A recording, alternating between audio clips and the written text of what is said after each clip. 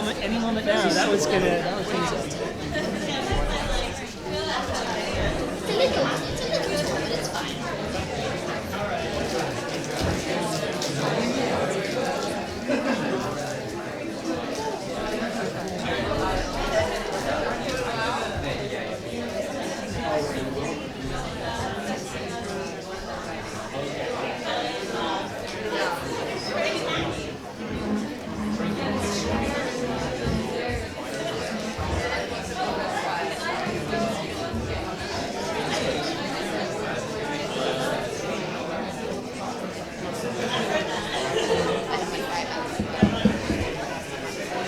Hello. Hello. Joe, could you shut the door? Oh yeah, could you... Maybe the door outside needs to be shut as well. Okay. It's fine, we can't stop the wind. So thank you everyone for joining us for this very, very merry Swimsmas. The miracle on 23 Phoenix Road, as we call it. The nightmare, no. So the next two authors who are reading are Rowan, Hisayo, Buchanan, and J. Bernard. Rowan is the author of a brilliant novel called Harmless Like You, and it won the Authors Club First Novel Award, a Betty Trask Award. And I think has it just been shortlisted for something? It's been longlisted for another award. That's how good it is. A lot of awards. And her short work has also appeared in Granta, Guernica, The Guardian, and The Atlantic.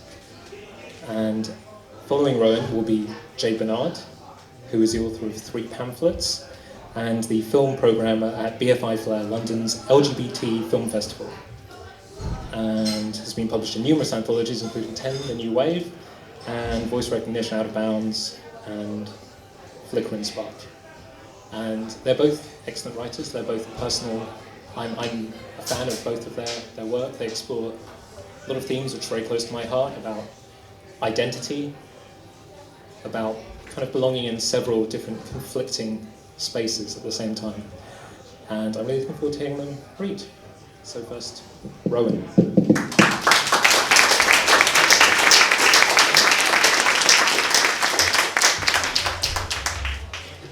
Hi, so you can all hear me, right? Yay! So as Will mentioned, I published a novel and I've been going around and reading from it, and I started feeling like safe and happy doing that. And so tonight I decided to terrify myself and read something new. So you're my test audience. Hopefully this will go okay. So it's the beginning of the new project, and I guess I'll just start. The empty season. She wasn't expecting the bridge to shudder. It was too big for trembling. Cars hissed from New York to New Jersey over its wide back. That August had been hot, 96 Fahrenheit hot. Heat softened the dollar bills and clung to the quarters and dimes that passed from sticky hand to sticky hand. It was night now and the air had changed, but humidity still hung in a red fog in Mina's lungs. A wind galloped along the Hudson. It pummeled the water and the city with great airy hooves. The bridge shifted. The pylons swayed, and Mina closed her eyes to better feel her bones judder. Even her teeth shook. The day's sweat shivered between her bare shoulder blades. The tank top felt too thin, and the dark down of hair on her arms rose. She took a step forward along the bridge. The tender spots between her big and index toes were sore from walking the blocks of Manhattan in the same pair of flip-flops. She took them off. Under her feet, the rough cement was warm. The flip-flops swung from her fingers as she walked to the middle of the bridge. This was the New York to New Jersey side, and she wondered about the people driving their shadowed cars. Were they leaving over air-conditioned offices or the sweet and sticky bars? Were they going home to empty condos or daughters tucked up under dinosaur quilts? The bridge was decked out in blue lights like a Christmas tree, like those monochrome minimalist trees that rich people get. Still, it was beautiful. Mina readied her phone to take a picture. She held it up, watching the granulated night appear on screen. Perhaps her hands wobbled because the photo was a blur. It was nothing she could send to Oscar, but she wasn't sure it was a good idea to send him pictures, not tonight. In the middle of the bridge, she stopped. Downriver, she could see the Spine City. In their apartment, her husband was working late. He'd have a mug on his desk, the coffee gone cold hours ago. The anniversary card she doodled would be propped up behind his computer screen, and a bag of pretzels would rest at his wrist. Every hour or so, he'd pick one up and put it on his tongue and suck on the salt. When he was working, he didn't notice time, and she was sure he wouldn't yet be worried. She'd said she was watching a movie with friends. He wouldn't expect her for at least 2 hours. The river was dark as poured tarmac. They said that when a body fell onto water from this height, it was like hitting sidewalk. Golden Gate had nets to stop jumpers. She imagined the feeling of a rope cutting into arms and legs. Your body would flop like a fish. How long did they have to lie there before someone scooped them out? There was nothing like that here. People said that drowning was the best death, that water filled the tiny areolae of the lungs like 1,000 miniature water balloons. She lifted one flip-flop and dropped it over the water. She didn't hear it hit. The shape simply vanished into the black shadow. That was when the lights got brighter and the voice, male and certain, lobbed into her ears. "Ma'am, step away from the rail." The police car's lights flashed blue and white and red. Once she'd had an ice pop those colors, and the sugary water had pooled sweet behind the backs of her teeth. "Ma'am, step away from the rail." "Good evening, officer. Have I done something wrong?" Mina asked. She stepped into the middle of the pathway. "Please get in the car," the officer said. There were 2 of them. The other was younger, and he was speaking into a black box. It was hard to make out his words over the rush of wind and traffic. Something about a pickup. "This is a public walkway," Mina said. "It was open. I haven't done anything wrong." "Ma'am, get into the car."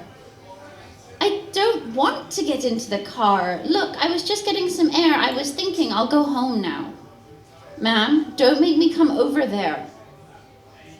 Mina had never been in a police car. She'd read once that the back doors only open from the outside. Who knew what would happen if she got in that car? The window was rolled down and the cop stuck his head out. There was a lump on his upper lip. A pimple, perhaps? "Where are your shoes?" "It's hot out," she said. "Where are your shoes?" "I don't want to tell you about my shoes," she said. "I haven't done anything wrong. I'm an American citizen." "Ma'am, where are your shoes?" She lifted up the single flip-flop she had left. "The other one broke," she said. Behind him, other cars continued on and on into the night. Did they even notice her standing in the dark, a small woman with bare legs and feet? She was aware of the purple bruise she'd caught banging her knee on the subway door. In the shower that morning, she'd shaved her legs. Now she wondered if she'd missed spots. In the light of his headlamps, did he see hairs standing up in dark splinters?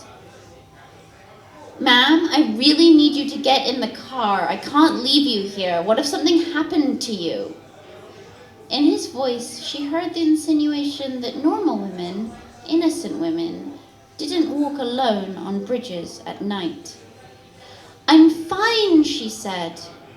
Mina knew her ponytail was frizzy. To bleach it Marilyn Monroe blonde from straight black had taken 4 rounds of peroxide. Now it stood up in breaking strands. If she'd conditioned it, would this cop think she was sane?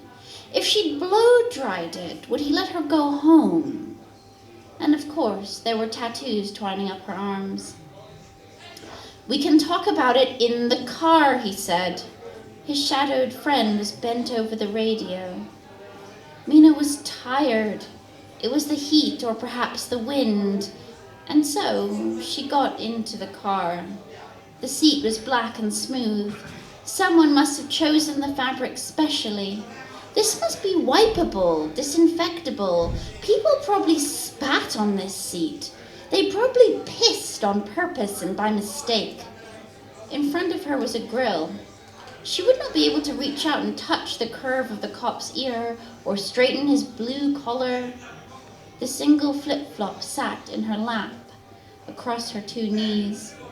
The cops wanted to know her name, address, social security number. She gave them because she was already in the car. "We're taking you to Mount Sinai," said the cop. "I was just going for a walk, clearing my head. I don't need to be in a hospital. I was just clearing my head." "See it from my point of view," he said. "You're walking alone on a bridge at night. I can't let you out. I don't know what would happen." Only then did she understand that they must do this every night, driving back and forth across the bridge, looking for people like her. "I have to go to work tomorrow," she said. "My husband will want to know where I am. Please, please, just let me go to the subway." "We can't do that, ma'am." The car left the bridge and fell back into Manhattan. She kept telling them she wasn't trying to cause trouble. She said it so many times that the word trouble began to sound like burble or bubble. Heat rose in her eyes. She pushed the water off her face. Finally, they agreed that she could call her husband, and they would go to the paramedics parked near the bridge. If the paramedic said she was okay, then she could go home. "Oscar," she said, "Oscar, I need you to come get me. They won't let me leave until you come get me." "Slow down," he said. "Where are you? What's going on?" She tried to explain about the cops and about how she'd been clearing her head and now they wanted to take her to the hospital, about how she needed him to be there. She tried to hear his expression through the fuzz of the signal. The ambulance was parked under the highway. The cop got out of the car and opened her door. He didn't cuff her or even touch her, but her breath came double fast. The pearly pimple on his lip gleamed. He led her to the ambulance. The steps into the vehicle were made of a metal grill. It hurt her feet to stand on them. A hand reached out to help her. The hand was soft and firm and female. It was attached to a slim arm and a body in scrubs the color of the swimming pool where she'd first made her tentative lapse as a preschooler. Mina smiled into the face, and the face smiled back. "Please take a seat," the paramedic said, gesturing to the stretcher. A white sheet was draped over the end, which made it look almost like a real bed. Mina sat on the edge, still bracing herself with her legs, so she wasn't really sitting. "Can you wait here?" the paramedic asked. "We're going to talk for a minute." Mina nodded before she understood that "we" was the cop. He stood on the sidewalk, his legs apart. For the first time, she saw the gun. It was no bigger than a bottle of Coca-Cola. The paramedic shut the door. That had to be a good sign. They trusted her to be alone. Her body was reflected as a peachy blur in the metal drawers. The light blared, making every pore, every nick on her legs, even the long strip up the middle of her calf that she'd missed. Marking every pore. The paramedic returned with a clipboard. Mina noticed then how pretty the paramedic was and how neat her hair. The paramedic's lips were painted a dark red. Mina had once owned a dress almost that color. It had been called oxblood. The woman's lips glistened. "I like your lipstick," Mina said. "Thank you." The paramedic smiled. "I just want to go home." Mina wondered if that sounded too desperate. She disliked the clipboard. "We have to do a quick checkup," the paramedic said. "Can you give me your full name?" Mina spelled out Mina Umeda. The paramedic nodded.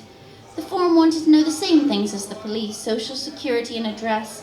It was as if this one long number and these few lines could tell them all they needed to know. They would probably be the first things asked for when she was dead.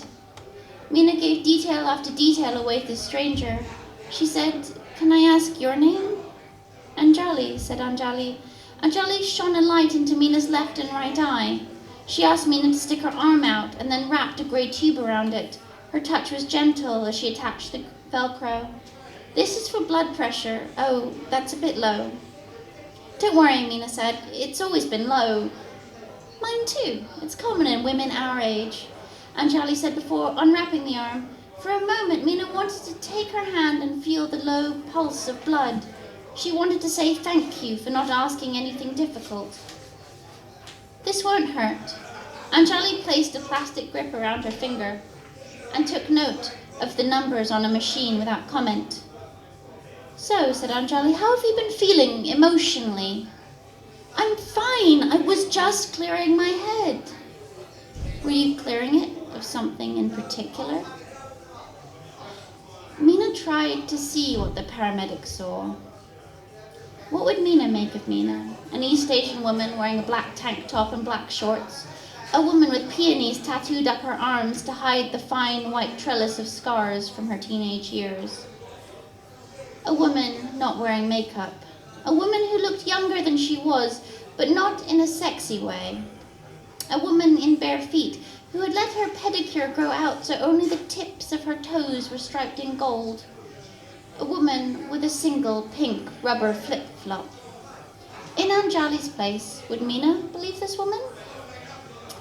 A hard knock came on the door. "Oscar," Mina said. There was her husband. He looked like a real adult.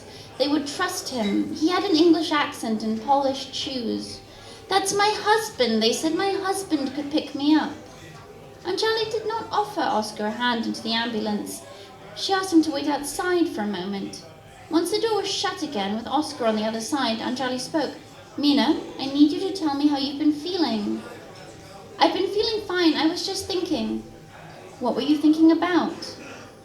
"I can't remember now, not with all of this." Mina didn't know why she couldn't lie better. She wanted to lie. She wanted to say I was thinking about my job, or where we should go on vacation, or the trash schedule. Her lips didn't know how to make anything about her life sound convincing. "I just want to go home with my husband. They said I could go home with my husband." "And you're safe with him? He's never..." Anjali trailed off, and all the things that Oscar had never done hung there. "Oh no, never, not Oscar. I want to go home with him, my husband," she said. "He's here to pick me up." At first, she'd hated the word husband. It sounded so stodgy, so like my attorney or my Ford Focus hatchback. Now she loved it. Yeah.